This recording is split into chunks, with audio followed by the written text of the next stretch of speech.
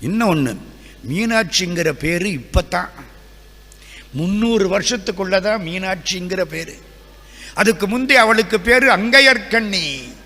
பழைய இலக்கியத்தில் பாருங்க, எங்கேயும் மீனாட்சின்னு இருக்காது. குமரகுருபர சுவாமிகள் பிள்ளைத்தமிழ் கூட மீனாட்சி அம்மை பிள்ளைத்தமிழ்னு பின்னால் வந்தவங்க சொன்னாங்களே தவிர அந்த 102 பாட்டில் மீனாட்சிங்கிற பேர் எங்கேயும் வராது.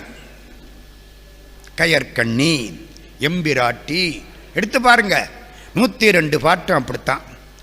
இல்லறத்தார்க்கு அருள் செய்ய வேணும் என்று அன்னை மீனாட்சி கல்யாண கோலத்தோடு காட்சி கொடுத்த இடம் மதுரை. பற்றினன் பற்றிலார்க்கே வீடருள் பரமயோகி. பற்றில்லாதவங்களுக்கு வீடு கொடுக்கிற பரமயோகியாயிருக்கிற சிவபெருமான் மீனாட்சி கையை பிடிச்சானா. இப்ப என்ன புரியுது? அவள் இல்லைன்னா அவன் இல்லை.